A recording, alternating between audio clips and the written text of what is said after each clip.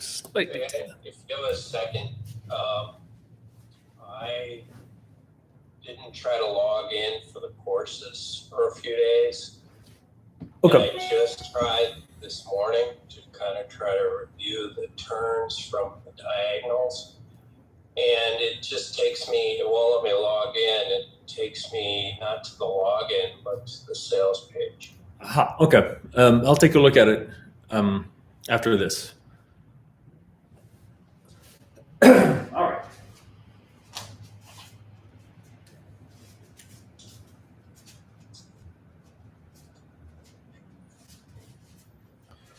So I believe last time we looked at the second section of the 13 postures, and I don't think we finished. We stopped at brush knee. So for this class, we'll basically start there. So again, we'll do a short warm up, and then we will work on the end of the second section and the beginning of the third section, and then we'll wrap it up.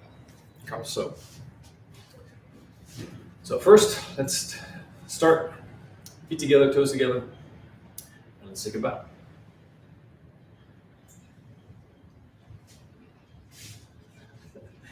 And feet shoulder width apart, knees bent, feet up parallel. Hips slightly tucked, shoulders relaxed, spine nice and vertical, so the head is lifted up. And let the weight go through your head, your shoulders, into the spine, through the hips, into your feet. Breath into the belly.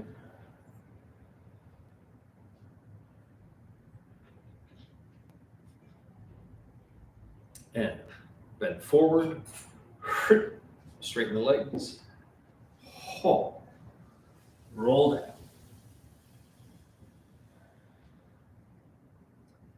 Keeping neck and shoulders nice and relaxed, breathing.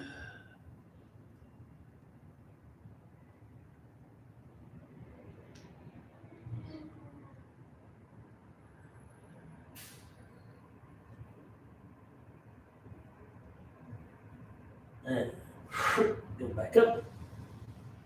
Unrolling the spine, hands on kidneys, lean back. And back to center.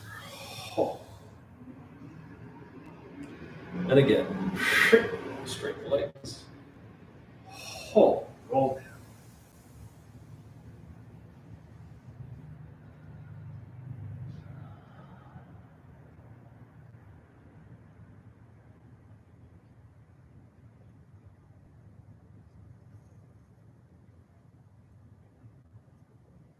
And come back up. Unrolling the spine, hands on kidneys.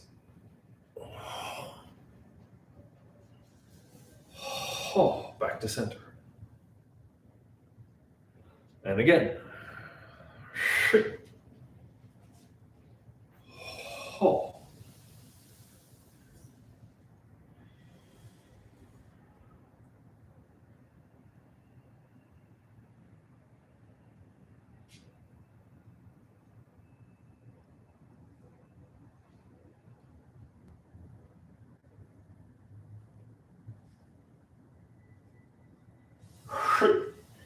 Go back up.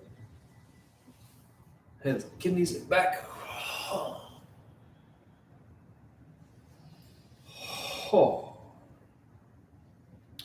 More time, this time swinging from foot to foot. So straighten the legs. Roll down. At the bottom of the stretch, just gently swing from foot to foot.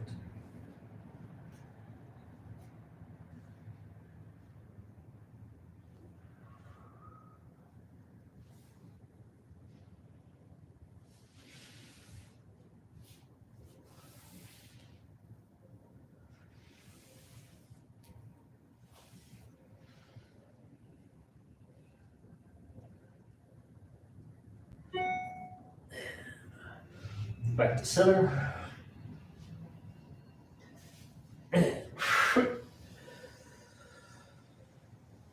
Come back up, hands on kidneys, lean back. Oh. Now carry the tiger.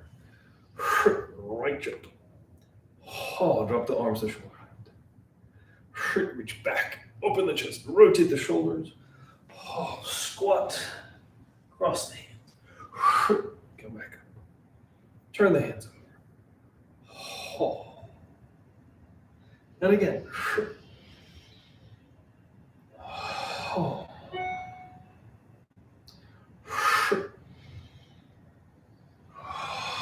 Oh. Oh.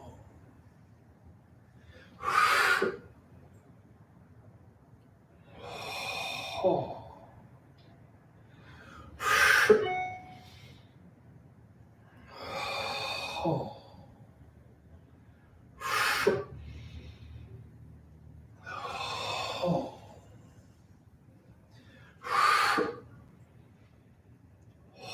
Oh. Hold. So holding this basic posture, knees are bent, hips are tucked. Back is rounded, shoulders and elbows relaxed. Breath is in the belly.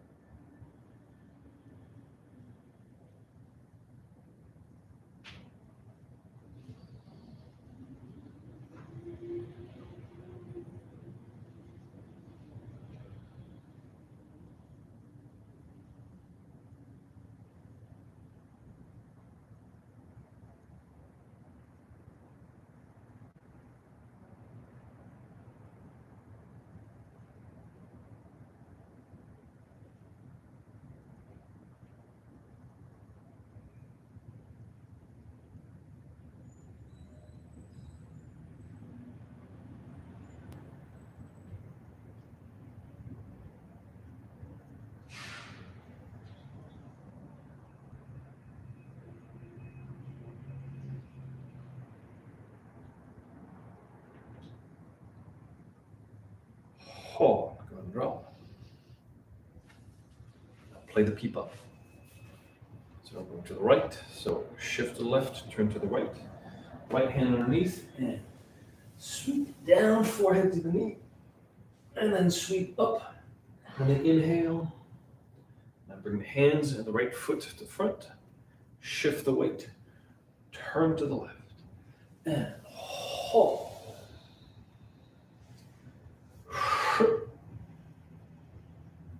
Hold. Come back to center. Shift. Turn. Hold. Hold. Hold.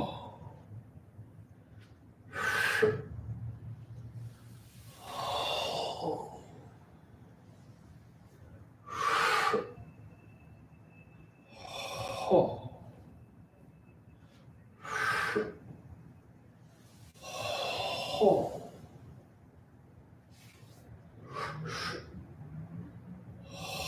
Hold.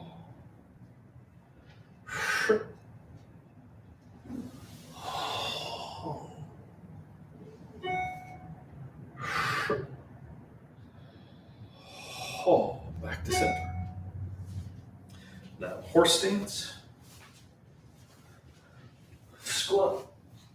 Push the knees open.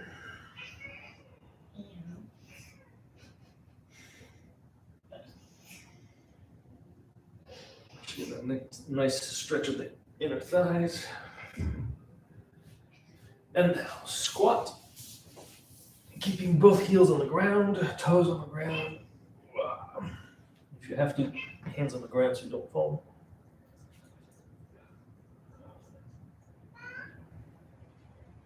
And shift.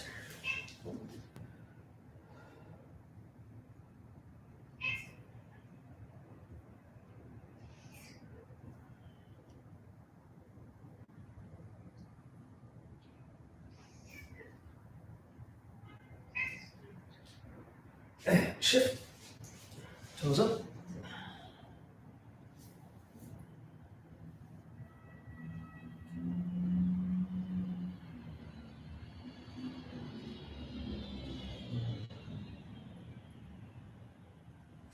And shift.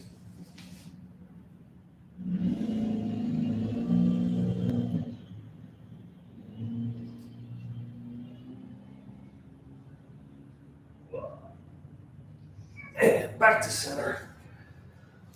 Walk the feet in. Ooh, all right. So let's jump in so that we can have time to go into the details of the 13 postures. So we're going to jump in. Last time, I believe we finished at brush knee, right? And just as a recap, it's brush knee, twist step. This is brush knee, twist step. So you want to make sure that there is that shift of the weight, that the transition is from which hand essentially is active. So when I'm brushing the knee, in this case, my right arm, my front arm, is active. So I'm pushing off the rear leg. But when I start pushing with the other hand, I need to shift weight. But it doesn't happen until that moment. So that's where the turn, that twist is, because now I'm shifting actually which hand is active. So I'm going to shift which weight, which leg is supporting. So that's the transition in the middle of brushing twist step, right? And that's the secret of it, right? So you want to make sure that you don't switch, you don't switch weight until you finish this move here. So there's a moment of tension here where this is a low stance, pushing up the rear leg. You should be able to pick up the heel of the front foot, right? And you should be able to stand right here and you're pushing. You should feel that this is the push, right? But we're not leaning forward. The push comes from an opening of the legs, of the hua, right? The hua. So it's this, and there's pressure. So we're pushing with the rear leg, pushing back with the toes of the front foot. So we're not pushing in order to lean on the front leg. We're actually sitting down and opening up the legs, taking that energy in this. We're pushing here. All right, so we can just stand right here. Ooh, feel the burn. With that position, you should be able to pick up the heel of the front foot, pushing off there, and now we're pushing. Notice the hands are essentially at this point, again, creating this arc, right? The rounded back is rounded, right? And the arms essentially move because the waist is moving. The arms are not moving independently. You're brushing here. And that's going to be, notice how my arms don't move in relationship to my body. It's that turn that brings the arms forwards, the turn of the waist. So the secret here is that once you finish this, which is the rearward energy, when we come here, the arms essentially form, it's almost like you're doing this, right? Like your arms are horizontal, but then you drop, but you have that same sense of rounded back, and then you drop. Right? Of course, you don't want to be fixed. You don't want to, it's the usual caveats. You don't want to be fixed in the position. You're not as rigid, but you want to have that sense of expanding the back, rounding the shoulders, and that's what shapes the arms. And then everything else is powered by the legs, that push, and the hips. So you don't have to worry about the arms anymore. You've thrown your opponent back. Now you don't have to worry about the arms. It's just all the legs, that turn of the waist. And then, of course, once you get that feel, like you have that position. In the form, you soften everything up, of course. But you want to make sure that you come here and you have that sense of the power coming from the leg, pushing you, bracing with the front toes. And then releasing that power, and it's making the entire body move forward and that turn of the waist. So even if you're doing it nice and soft, right? It's coming from the hips, not the hands. So it's not the hands leading the movement. You're not chasing the hands with the body. You're stepping, turning, and then the hands become the last detail in the end because you've just held them in a position and then you move through space. And finally, all that power is expressed through the hand. So that's brush knee. Okay. So the important part is that the intent is not in the hands, but is in the waist. Right, for brush knee. That's the critical part, because when you look at brush knee, it's easy to see that it's all this kind of big hand waving motion, right? And it's all in the hands, but it really isn't. It's actually in the stepping back and forth, turning of the waist. The hands literally don't have to move from their position in front of the body, and the application would still work, right? Without moving the arms. Where do you position the step forward? So the step forward, so this is, again, we go back to the application. What are we doing here? In the big step, it's a step that goes both forward and slightly to the side, right? And the idea is you're stepping essentially behind your opponent's foot. So if there's somebody standing in front of you, if you just slide your foot forward, you're going to bump into their foot. So what you want to do is go slide forward slightly to the side, because the brush knee is essentially a trap, so that if their foot is here, so their ankle can't go anywhere, but you're brushing their knee and they're tripping over your leg. That's the idea. Or if they're closer, you're doing this same idea, stepping behind their leg. Now you're brushing, and there's their thigh. Brush knee can be the knee, but it can also be, if they're close, the whole body is right here.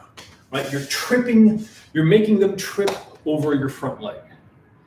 So the stepping in brush knee is forward and to the side. Not a lot to the side, it's like 1 foot width to the side, if that makes sense. Right? Yep. Front toe points Forward. direct forward or slightly in? Forward. If it was an application, you might want to hook slightly, but that gets, in the form, we're just going to go straight forward. Right? So it's, when you go back, you sit down first, big step slightly to the side, brush knee, shift, and push. Okay? So the foot goes forward and slightly to the side. But it's all done in one single step. Right? So instead of going straight, you go slightly to the side and push. Okay? So that's brush knee. So again, application, think of brushing somebody over your own knee, and they're falling. That's the core of it, right? So the first half is you get them off balance. Second half, you finish the push. But that's what's a nice deep lunge. You're getting into their space, pushing them, your leg, your front leg. And that's why we're not sitting on that front leg, because the front leg needs to be nice and solid for them to fall over the leg. And then you finish. Okay? So now that takes us to play the pipa. So we've thrown one guy to the side. So we're here, but now somebody else comes and throws a punch. Play the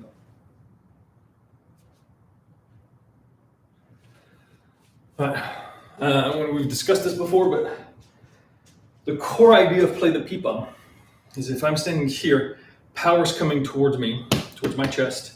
So I step. So this is it river dance? Right. I step by placing my foot to the side and turn. Step and turn. Step and turn. And you can see that just by moving the feet, I move the entire body. And so it's another one where, as always with Tai Chi, we start with the feet. If the feet are correct, then everything else can follow. If the feet are incorrect, then you're doomed from the start. So the important thing is you step slightly to the side, and the foot is going to be just past your ankle, just past your heel, right? So it's not a big step. You shouldn't feel like you're reaching back, because what we want here is speed, not distance. We're not trying to get away from the punch. We're actually trying to rotate around the punch, right? So it's not about stepping away. It's about turning, right? So you want you want to feel like you're pivoting around your head, right? So the foot goes behind your heel, and your heel is now going to aim at the rear diagonal, right? So if you're standing here square with your feet squared, foot goes behind the heel or slightly further, because you actually want to kind of clear that foot. Foot goes, the heel is now aimed at the rear diagonal. But as your foot goes to the rear diagonal, you shift the weight and sit. And now I'm going to pick up the front heel, because what I want is for the whole body to then turn with the foot. Because if you just put your heel down and shift the weight onto that heel, you'll feel that now this is a very awkward position, right? So, because right now my hips are pointing this way, but my rear foot that I'm sitting on is pointing this way. So what I want to do is bring all of this in line, which is here, right?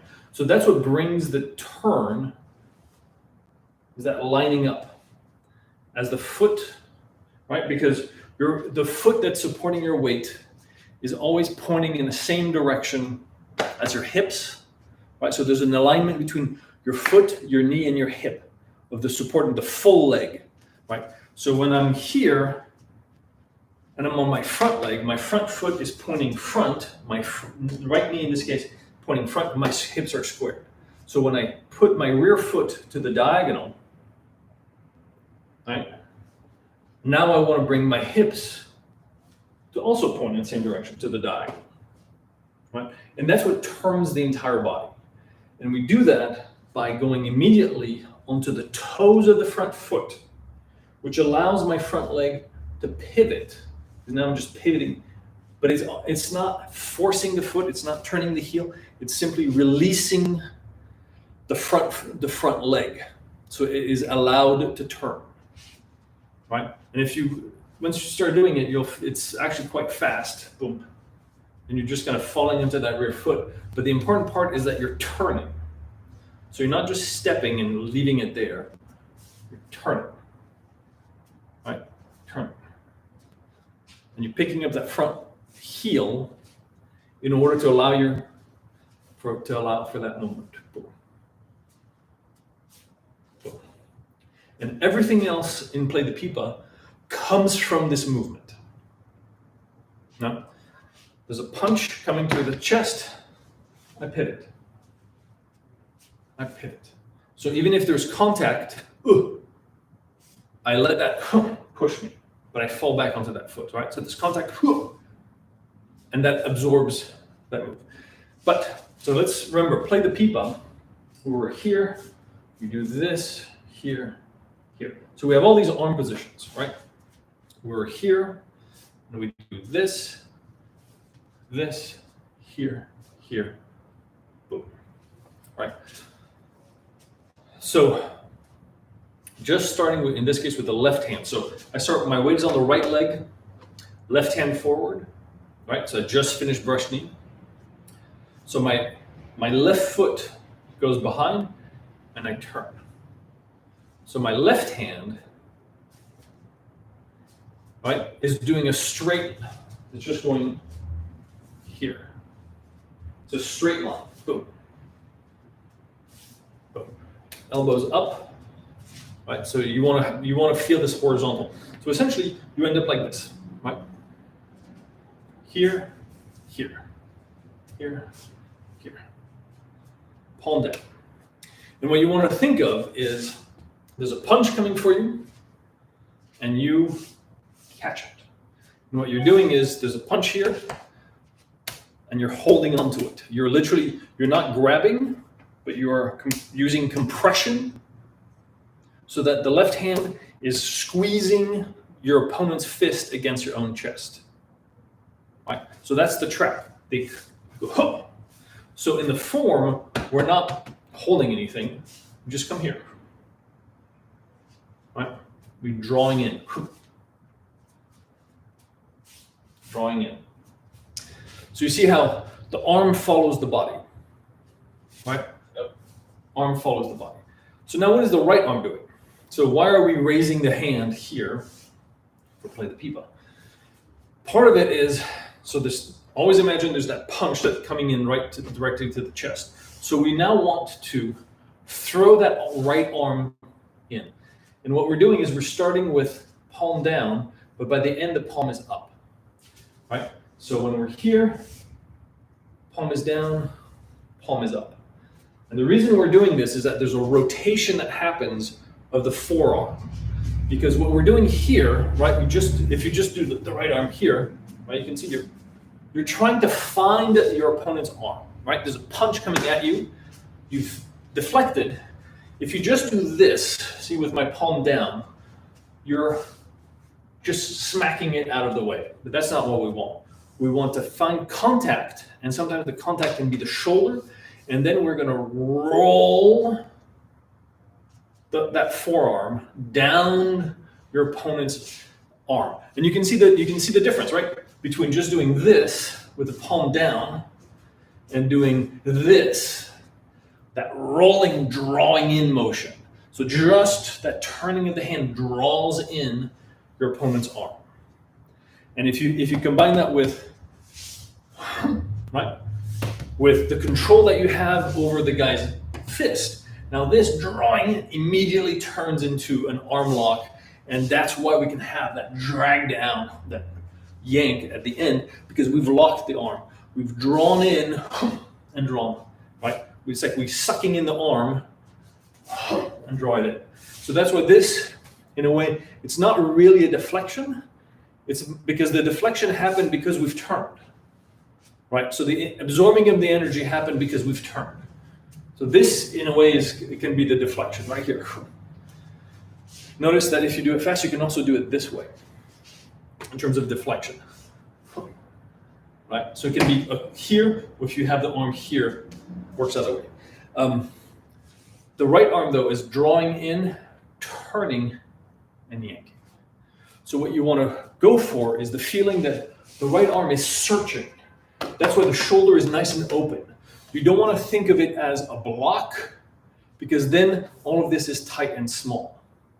Right? So you're not trying to go blocking the punch.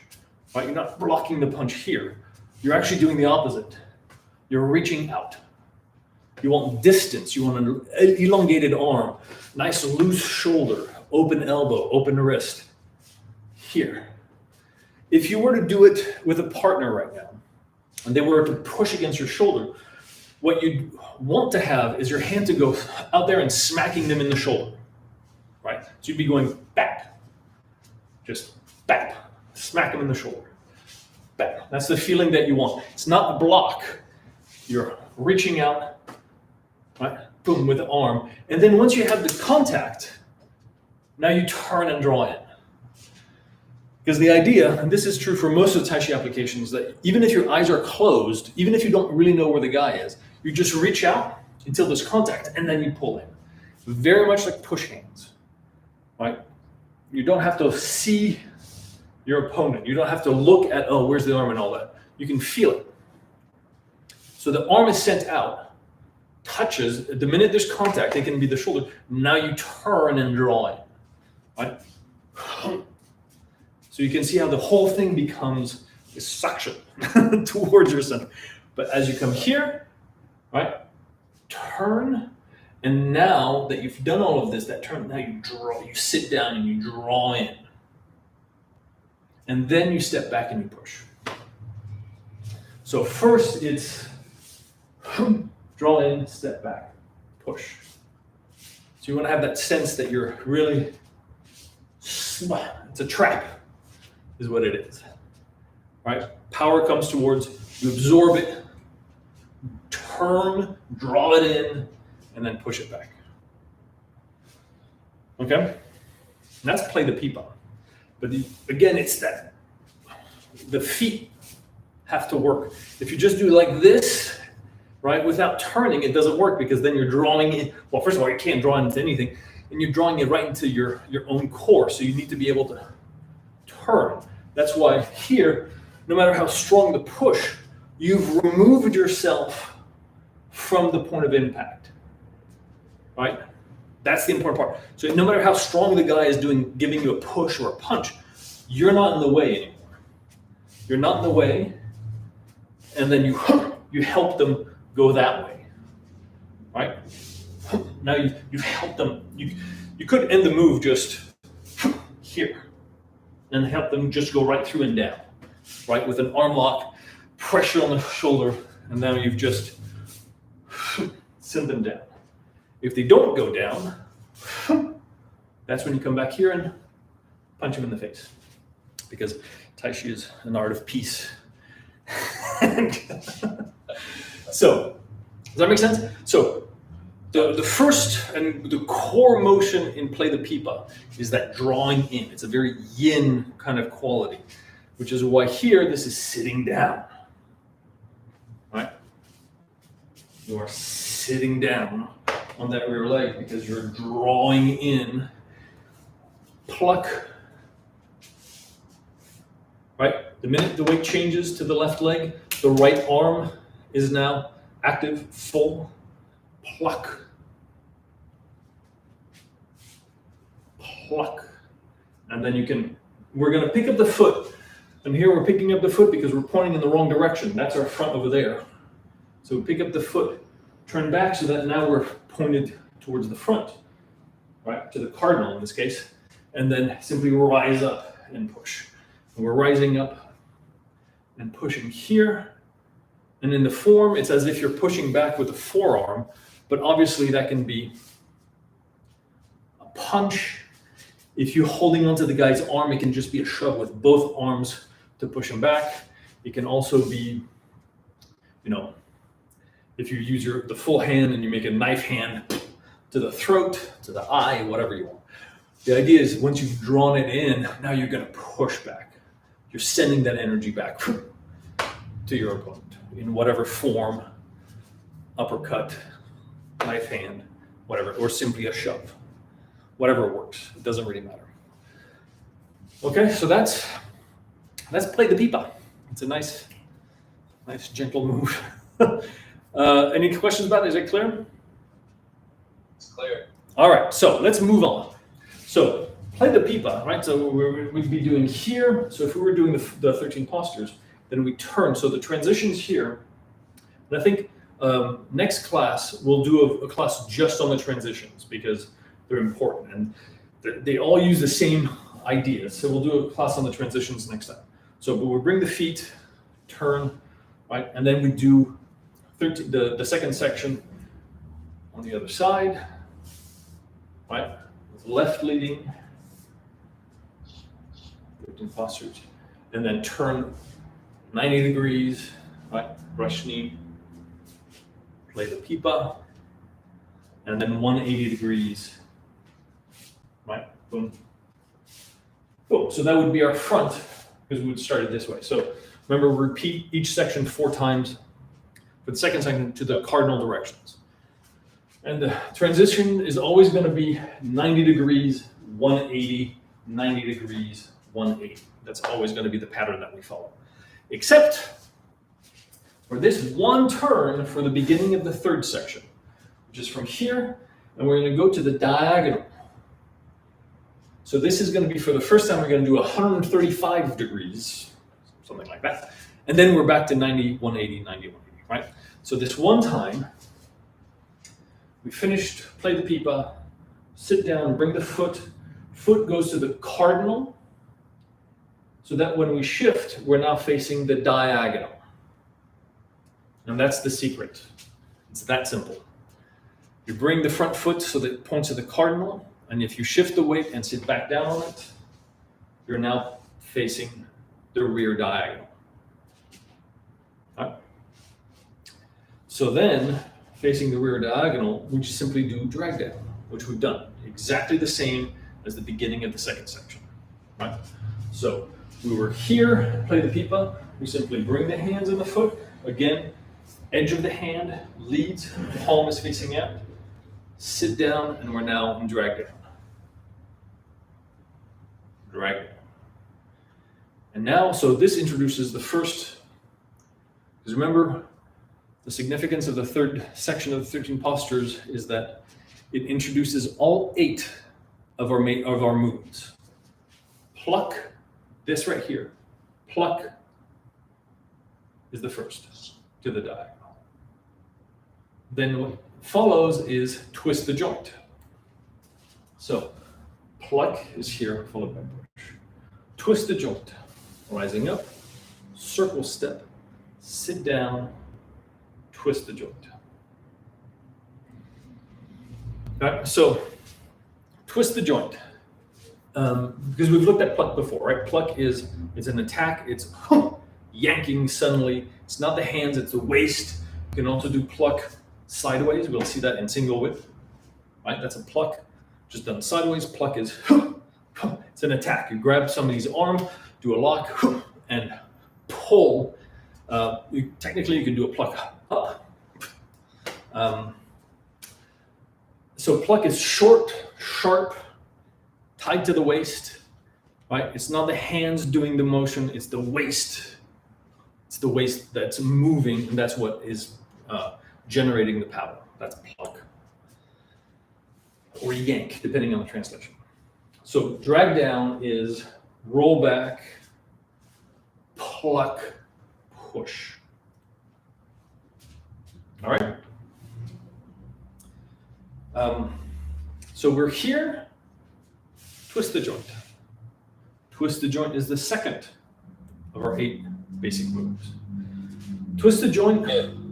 When you go from pluck to twist the joint, is there a turn on the heel on that front foot? No, because drag down ends with a push. Your front foot is pointing front. So you're just going to step forward, circle step, and then sit down and turn. So the end of the turn points you to the diagonal. All right? So if you've done drag down, you're aiming. So in your head, keep clear. Right now, we're aimed at the diagonal. So my front foot points to the diagonal, rear foot points to the cardinal. When I do drag down, here when I end, my front foot is pointing to the diagonal. That's our line of intent. As I shift forward, I do a big circle step, so my foot comes in and then back out. And then as I sit down, I pivot on the ball of the front foot. All right, so my foot, what used to be my front foot is pointed towards the diagonal. And then my left foot in this case, as I sit, pivot on the ball of the foot so that the heel is now pointed actually to the 90 degrees. So that would be to the front diagonal. Okay? And that's because you'll see we're going to maintain a line of intent that's nice and linear, but we're going to walk through it, changing our direction, but the line of intent remains the same. So if you want that, by line of intent, I mean the direction in which the energy is either coming at you or you're projecting, right? But sometimes, like we saw in Play the Pipa, power's coming one way and we're going to turn to be at the diagonal of it and then come back to it. So we can be aimed at an angle from that line of intent, because that's how we're dealing with the power. We're turning away from it, right? So if I'm here, I'm aiming this way, but the line of intent is actually here, right? That's what I mean by line of intent. your mind, even if though your body's turned to the side, your mind is still that way, because that's where your opponent is, right? So in this case, line of intent is to the diagonal. I've pushed, I step through, twist the joint. My line of intent is over there, but I've turned, my hips are pointed actually to the cardinal, right? So there's that turn here. So what you want to think of when you're doing twist the joint is that it's a variation on ward off, right? Ward off, punch comes towards you and you push it away, right? You ward it off, you block it essentially. So what you want to think of is what happens if you do ward off. Somebody throws a punch, do a ward off, and then you feel that they're pulling back because they throw the punch, it's not going to connect, so now they're pulling back. Or you feel that basically there's not real structure in that arm. You go, that's something I can use. So you do ward off, and now you're going to reach for that elbow because now you're going to bend your opponent's arm. You reach for that elbow and twist it and turn it. So you've done drag down. Somebody throws a punch, arm goes up. That's the beginning of the deflection. And you feel, there's a weakness there. You deflect and like, he's going to bend, you can bend that arm. So you shift forward, and notice in this case here, my left hand is going to turn and reach forward, and this is where you would be cupping your opponent's elbow and turning, right? Because you want to think of your opponent's like this, you're reaching for that elbow to do this. So you have one arm connects, the other hand reaches for that elbow and turns it.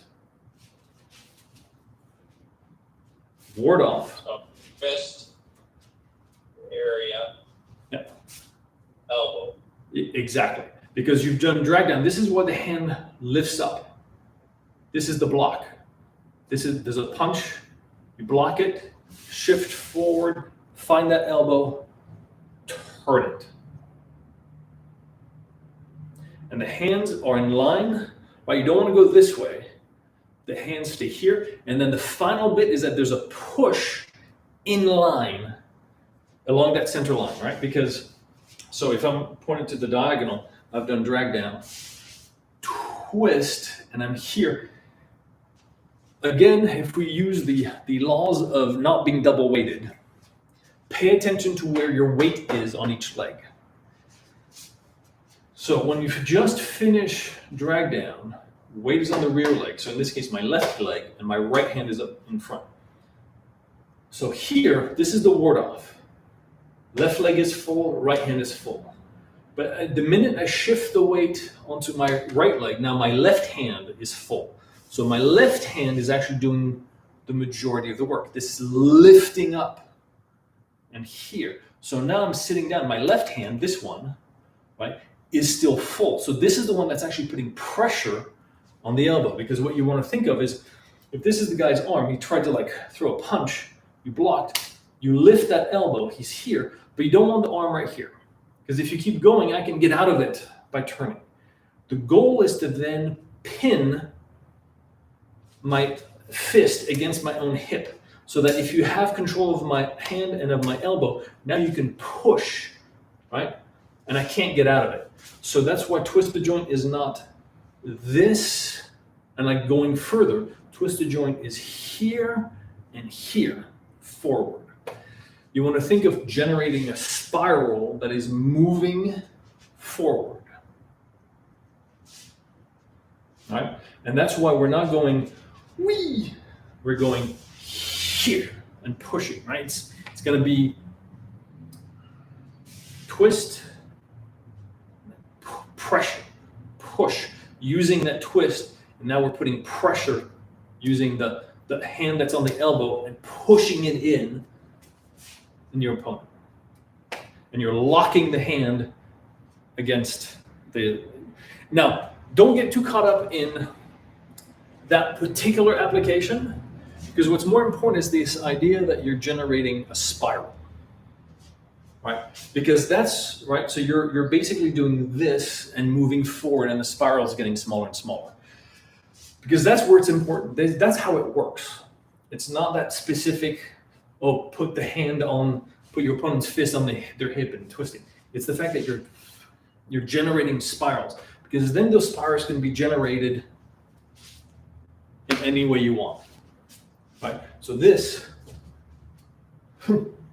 right? You can think if somebody has their arm here, and I spiral through and I spiral through and I push, that is still twist the joint, because I'm generating that kind of circular power.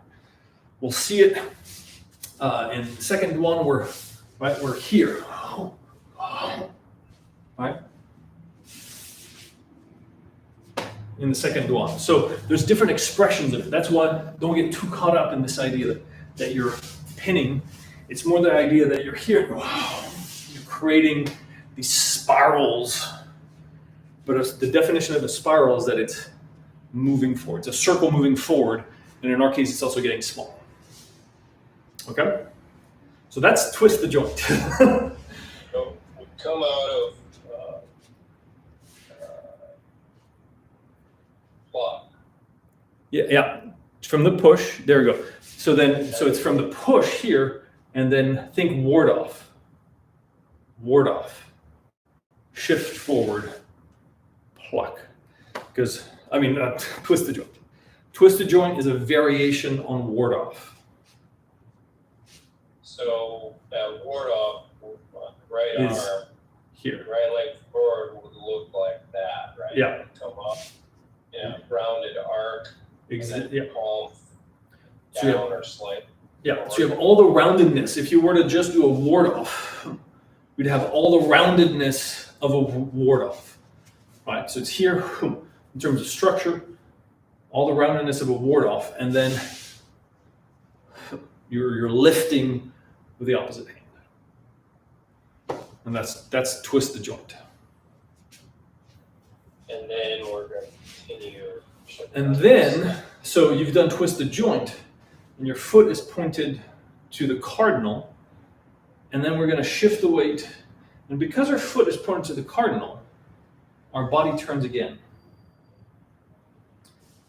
And this is another secret of elbow strike. Because if you just think of, so if I shift the weight, now my weight is on the left, so my right arm becomes full again. Which means we went from here, where the left hand is dominant, is full, to here, where my right hand is dominant and full. So my right hand is doing something, not my left. And so what this hand is doing is deflecting. You've done twisted joint, guy falls down, or he goes for a punch in the family jewels. Deflect. And from there, elbow strike is going to come out. Right? You are here, twist the joint, foot is pointed over there. So when I shift the weight, my entire body wants to aim in the same direction as my foot, my supporting foot. Right? I was here, foot is pointed this way. When I shift the weight, boom. So naturally, my right hand in this case sweeps the air in front. Notice I'm not moving my right hand necessarily. I am just letting it sweep the air in front. And because I'm sitting down and I've turned, this is a deflection. It can be a deflection against a kick, a low punch, but I just go, deflect. Right? It should feel natural for any man. Just imagine kick is coming for the family jewels and you go, whoa! That's basically it. Right? So because your foot was already pointed in that direction, when you sit on that foot, it's pointed in that direction, so your whole body now turns. And in so turning, and the hand is here in front, you protect. That protects. So that's the deflection. So the secret, elbow strike starts with a deflection, always. Because elbow strike is a variation on rollback.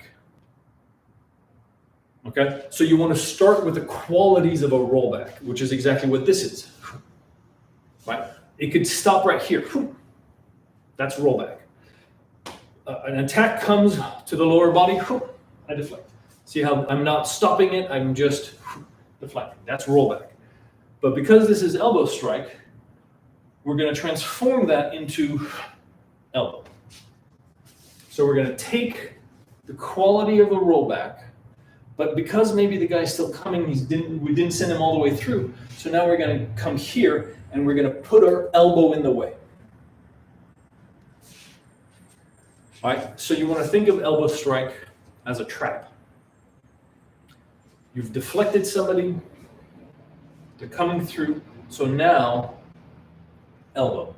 And they're gonna fall on your elbow.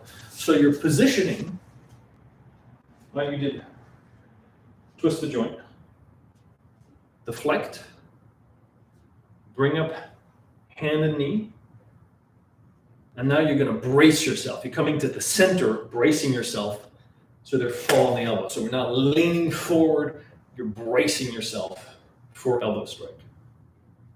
All right.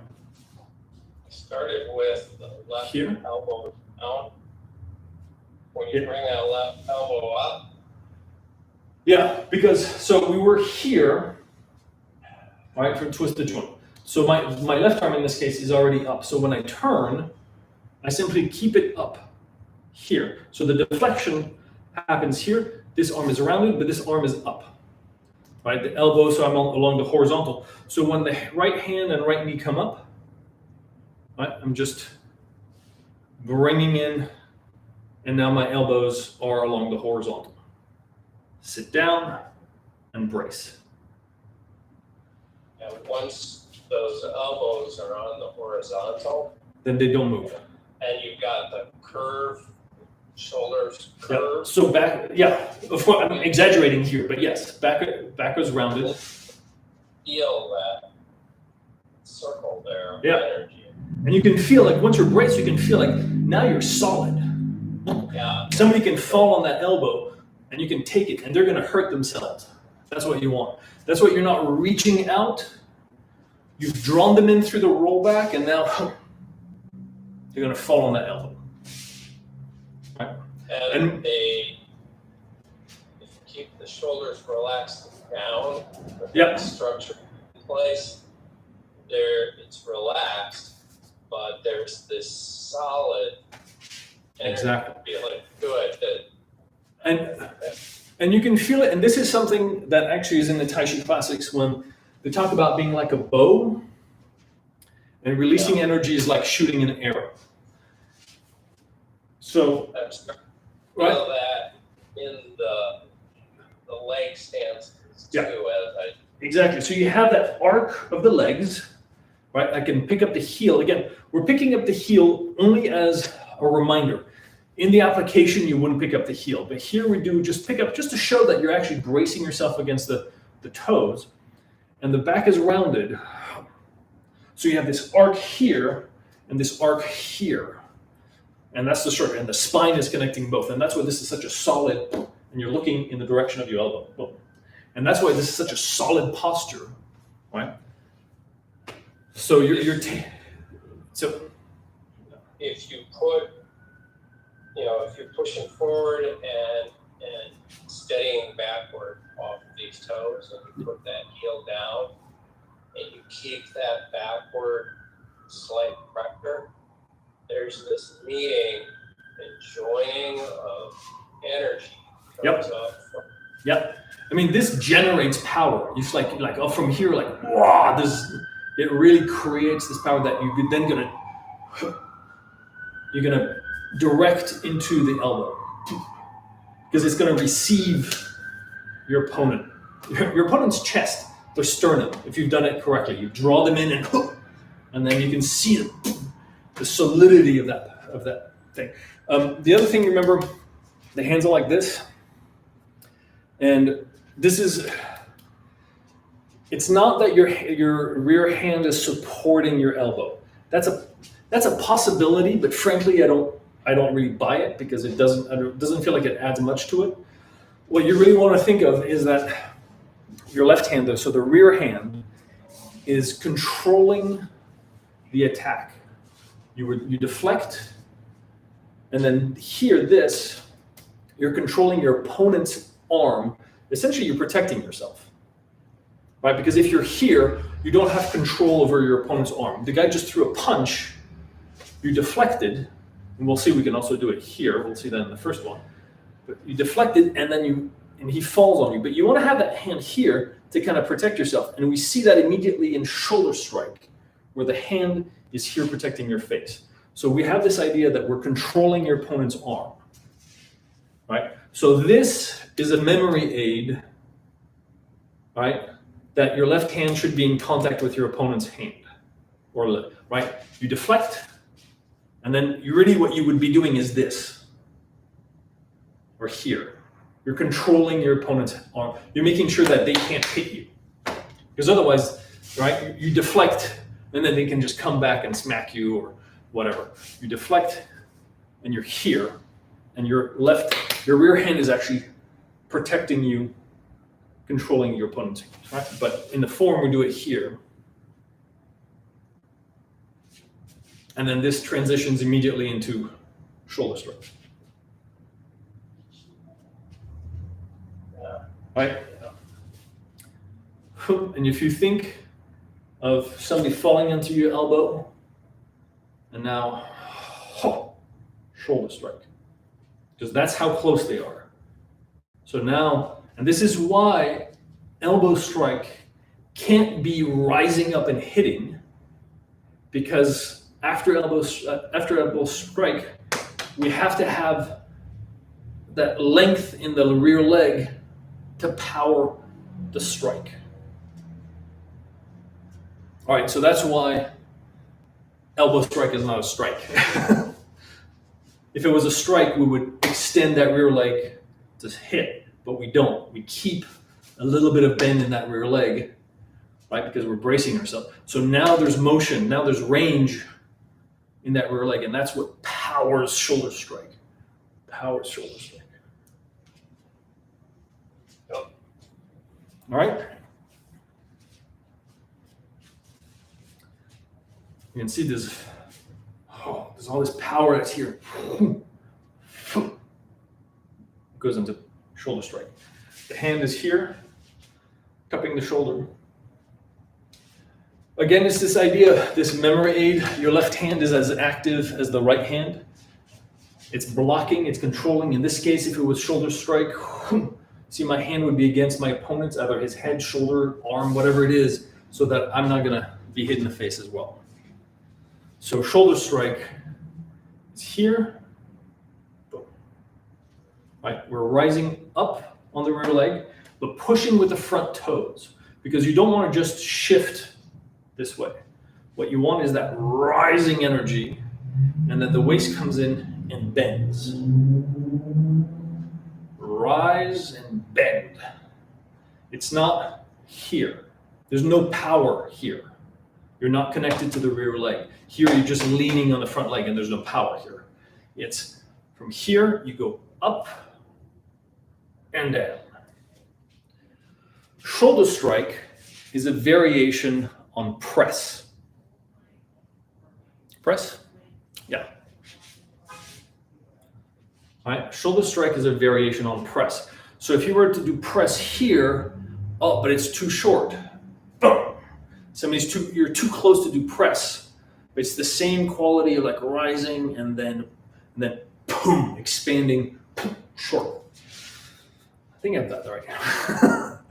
Trying to remember my own notes.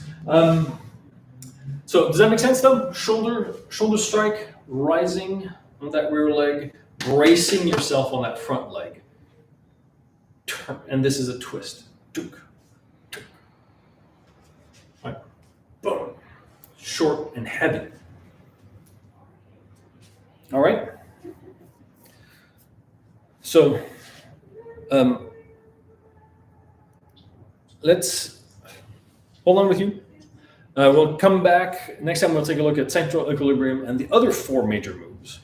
But that'll be next class. So hiddentaichi.com. Go check it out because it's fun. All right. Any questions from you? Does that make